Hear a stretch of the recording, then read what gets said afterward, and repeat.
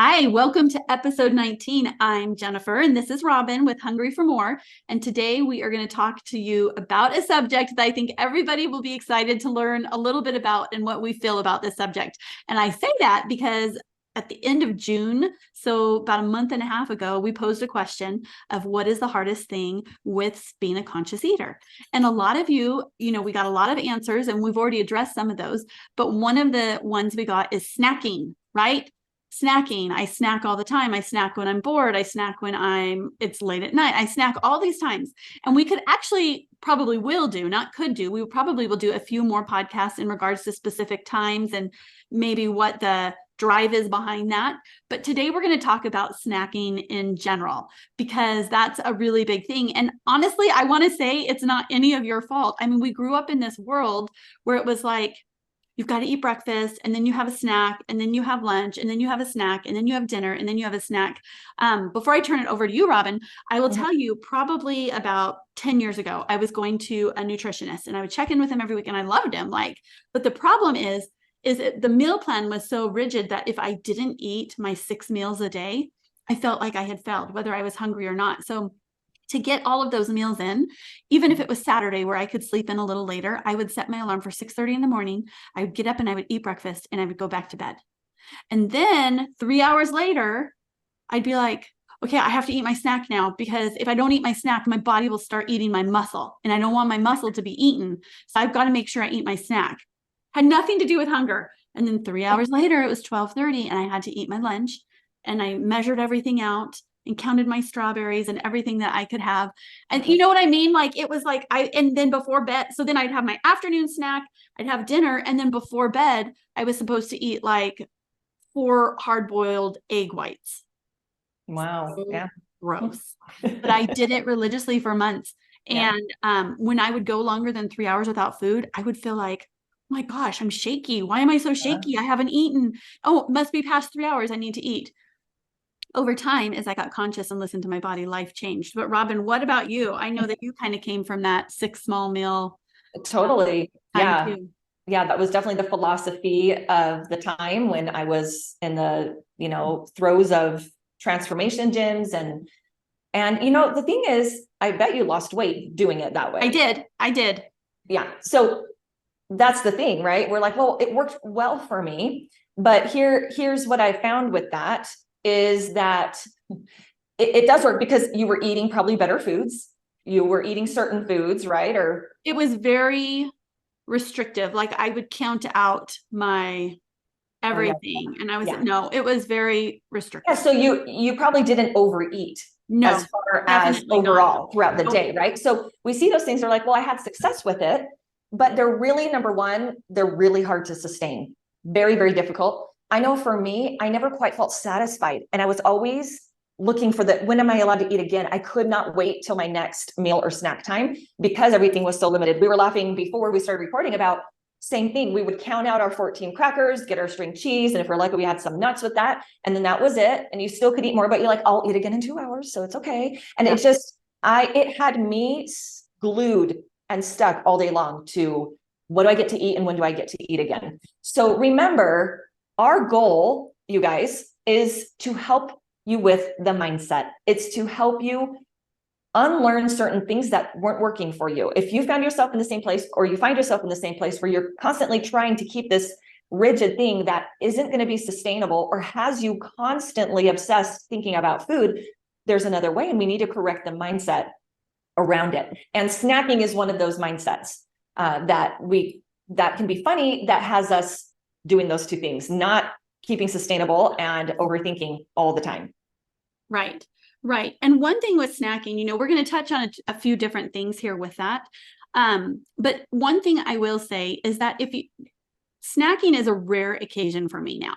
So let me first give you an example of when I snack, and I'm going to tell you why it works. And we're going to tie it into the hormones that we teach you about. But for me, snacking is like, if I'm hungry enough to eat a snack, I need to be hungry enough to eat a meal. So what I mean by that is if I'm feeling hungry, usually I want to sit down and eat a full meal and I'm done because I'm waiting till my next hunger cue to eat my meal. the change here, the one exception that I allow for myself is my husband's going to be ready for dinner. We're going to be eating dinner around 5:30. I don't know. And it's 3:30 and I'm like, okay, I'm actually feeling a little bit hungry. Oh, I could eat a meal right now, but I'm like, if I eat a meal now, I'm definitely not going to be hungry at 5:30. Yeah. There are times like that where I'll grab a small enough snack, like a small handful of nuts or, a hard-boiled egg or whatever. The food doesn't matter. I'll grab a small snack that I know will allow me to be hungry again before the dinner that I had planned on eating. And I was telling Robin, it was just literally less than a week ago. I was hungry. I ended up having a bigger snack than I anticipated. And I did want to eat dinner that night, and dinner came and I was like, I'm not hungry. I guess I'm not eating. I was so bummed, but then I just saved the dinner for the next day and I worked it into my lunch. So it worked out totally fine. But the thing is, do you have anything else to say to that part of it? Like, one thing I will say is if you find yourself regularly going from one meal to the next and you're finding you have to have a snack every time, it's not that that's a bad thing. Like, you can work that in, but if you're wanting to get from one meal to the next meal without the snack, sometimes I tell people to add a little bit more protein or a little bit more fat to the meal that's not carrying them over. It'll satiate you longer and it'll keep you full longer, and you can ride that wave a little bit more. Yeah. That's a good tip. And we talk all things insulin like that in the program, when we get to the nutrition portion, where we talk more about the kind of meals that support your insulin, that allow you to go a length of time without needing another outside sustenance, right? Outside food. So what I want to say to that is, when we were on these programs where we were doing the 6 meals a day or whatever, never once was the decision to eat about me responding to my body telling me something. It was about this outside thing dictating when. And that, I believe, that is what makes things unsustainable, is because it all has to be about the outside thing we're trying to force, and it's not in sync with our bodies. And when we are in sync with our bodies, you can flow in life so much better. It's sustainable that way, because like we've said many times, pick us up and drop us into whatever busy time of year, take us on vacation, take us camping, whatever it is. We're not trying to keep this regimen going. And it's about just being able to be in tune with the cues of your body and then responding to them. So releasing that and really coming into the body and saying, hey, when you say it's time to eat, I'm going to respond with food. And then, of course, like we said, when we move deeper into our program, what you eat during those times, we give simple nutritional principles there that are important. But yeah, this isn't about, are snacks allowed on your guys' program? Do you guys allow for snacks in your program? That doesn't even make sense, right? So in your case, you had a snack because it served a function that you needed in order to be hungry again. And it's not to snack or not to snack. What's the rule? Yes or no? It's being in tune with your body, and then based on what's going on, using that wisdom to make a decision. Right. And let's give them a reason behind that. Like, let's give you a little bit of science so this makes sense, because you could be wanting to snack on cookies, or you could be wanting to snack on cucumbers all day long and be like, well, I'm using cucumbers. Like, that's fine. But here's the reality. When we eat, unless it's just straight up solid fat, right? Like tablespoon of coconut oil, I guess. I don't know, but solid fat, you do release insulin every time. It's how our bodies were created. It helps us digest our food. We talk about insulin spikes. Releasing insulin isn't an insulin spike. Like, that's a totally different thing, but that's how our bodies function. So if we're even snacking on vegetables all day long, our body never has that break from releasing the insulin and digesting the food. So we're not even talking specific to food here that we're eating. We're saying if you can go and actually feel hungry before you eat the next time, your body's ready to go and it's ready to eat the meal and it's ready to release insulin again, versus constantly having it go and you have these peaks up and down all day long. So the first way that we help that hormone, we always talk to you about ghrelin and leptin. We don't talk a ton about insulin with the mindset. But when you are listening to when your body is hungry and stopping when your body is full, you are naturally helping your insulin already without even necessarily changing the food that you eat. That is step one. Step one, for sure. And all those 3 hormones do interact with each other and impact each other. When we're flooding out and overeating on the leptin side, insulin is also impacted by it. So Yeah. yes, I love, so you gave, which is so important because we can really relate to the physical reasons why. But I'm also going to add on top of that, the next layer, and your example of, well, I mean, it's cucumbers, it's carrot sticks. That's what I'm snacking on. So it's fine. So you gave us the physical reason why with how it impacts our insulin, but I want to give the mindset reason why. And it's because even when we have mind hunger and we're snacking in response to boredom, and we're snacking in response to nothing that the body's asking for, and we're just eating in response to one of the mind hungers we've taught you, even when you're responding with the cucumber, you are still reinforcing to your brain that the answer to this mind hunger is food. So whether you choose the cookie or you choose the cucumber, you're still reinforcing the pattern in your brain that when I'm bored, I eat.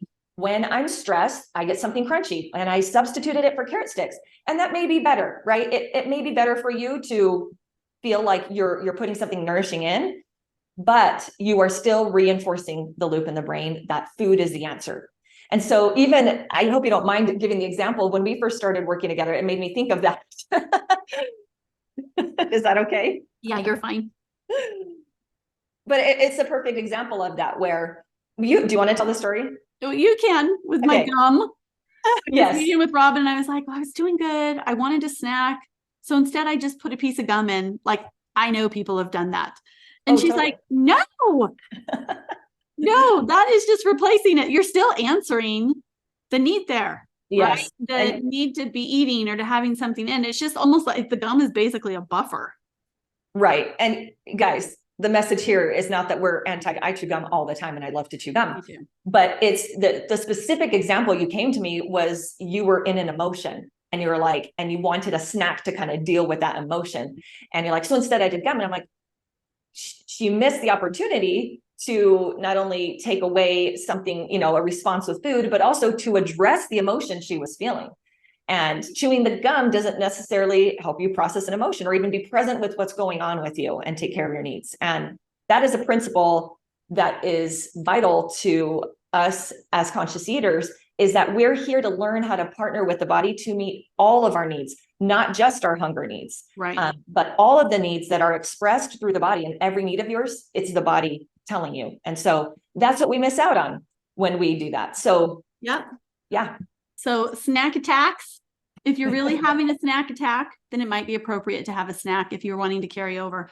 Otherwise, I just push through to the next. So right now, I'll just give you an example. I haven't eaten yet today. I actually feel a little bit hungry, but I'm trying to push myself just a little bit till we're done with this, because I'm going on a road trip today. And I'm like, if I eat before I leave, I won't have to stop to eat, because I don't want to snack on my road trip the whole way I'm driving. I used to fall into that where I had all my road trip snacks. Right. And so I'm like, nope, I'm going to eat a good, healthy meal before I leave, feel satisfied, and then I won't need to eat again till tonight, because I can consciously plan that. I'm not restricting. I'm not fasting. I just know I'm not going to die if I wait for another hour to eat food. Right. So notice in her example that her reason for choosing to delay and eat had nothing to do with a rule she's trying to follow or, a diet plan. It's what makes sense. How can I make this road trip easy for myself? Oh, well, if I eat my meal before I go, then I won't have to stop. To her, that's important to do for this trip. So she made conscious decisions based on her needs of the body and the environment and what's going on in her life right now. So yeah, that reminds me of a question we get asked a lot, is like, well, if I'm not hungry, but I'm going on errands and I know I'm going to be hungry while I'm on errands, what do I do? And the question that, again, it's not, am I allowed to have a snack or not? Or what's a healthy snack? Right. It's pausing and going, okay, well, if you're not hungry right now and you're running errands, will there be food available to you when you do get hungry? Will you be out for a stretch of time that you're going to need to pack a snack? Or will you get hungry, but you plan on being gone for an hour or so, and you just think hunger might start stirring while you're gone, but you'll be back soon? Those are the things we think about. The body, the need it's going to have, and also what's going on and how we want to answer to it. So there's times I leave home, many times I leave home knowing I may get hungry while I'm out, but based on what's going on, I will have access to food quickly after that. So I'm fine. And there's times that I know I'm going to be gone for a stretch and I don't necessarily want to go out to eat. And so I'll bring something with me. Yeah. That's how the decision is made, not on a core rule that says always pack something in case you get hungry or never have a snack. Right. Right. moving with your life while Yeah. connected to your body. And That's there's what it almost is. always food available anywhere you go. And if you need to be prepared, you can. I was laughing because we all just flew to Seattle a few weeks ago. And when we got there, that it had taken longer than we thought. And everybody, there were a few hangry people with me. And they all came up. They're like, we know you have beef sticks, don't you? I started laughing. I'm like, yes, a beef stick for everybody. But they were hungry. And I'm like, yeah, just take it. That'll hold you over till we can get settled and go out to eat. Right. But if that wasn't available, there's gift shops at the airport, right? We just go grab something. It's nothing you Right. have to stress over. And the real thing is recognizing that you will not die if you go a little bit longer than you had anticipated without food. You Right. are actually not starving. I know we use that terminology. I'm starving. Yeah. Yeah. No, you're hungry. You're hungry, and we're gonna get food soon. Food is on its way. Yeah. I'm glad you brought that up because I started to think about, I remember a phase of time, quite a chunk of it, because I was a snack mom. I think our generation really got sold on snacks, right? And I literally could not, if my child said, I'm hungry, I could not bear to not answer to it right that second. Like Yeah. I could be driving home from somewhere 20 minutes away. And if my kids are like, I'm hungry, I'd either drive through somewhere or be proud of myself for being prepared, pull over, grab them some snacks. And it seemed like the perfectly right and good thing to do. That's what good moms do, right? And becoming a conscious eater, that's exactly right. We haven't said this for a while actually, but your body tolerates hunger unanswered just fine. It's our brain that's afraid of it, right? Yep. Think about how when you're hungry and you're needing food and that anxiety you get, it's mentally caused. Your body will cue you and will say, hey, but when it goes unanswered, the way we're designed, we weren't designed to have food the second we have the need for it. The environment for so long couldn't do that always for us, right? The body knows when it doesn't get the answer right away, it kind of goes dormant. It's like, okay. And it has resources inside to go to for that fuel, for the energy. And it will shift and it'll go, okay, I guess we're dining in, and we can talk about that term another time. But I guess we're going inside for what we need. The body adapts and does just fine. And so I learned to say to my kids, or even still when they're like, I'm hungry, I'm like, yeah, great. When we get home, we'll get some food. Food is on its way. So it's discerning when you're out and saying, I'm hungry. It doesn't mean that we're saying, oh, if your body's telling you you're hungry, you've got to right this second. It's like, okay, this is a true cue from the body. If I have access to food, I'll help myself. If I don't, but it's coming soon, that's the best mindset hack for that, is to be like, okay, food is on its way. Yep. Versus building up the anxiety of like, oh my gosh, I'm starving. When you know it's on the way, it takes away the worry and the constant thinking of, when am I eating? When am I eating? Yeah. I need food. I need food food. is on its way. It's on its way. We're going to get it. We're going to be okay here. Yeah. Yep. Okay. So that's our side note there. But you guys are going to do great with this. Pay attention to those cues. See how it goes. See if you find yourself snacking without realizing it. Yeah. Because that's another one. And then keep us posted and let us know how it goes. Yeah. Awesome. Thanks, you guys. All right. Good luck.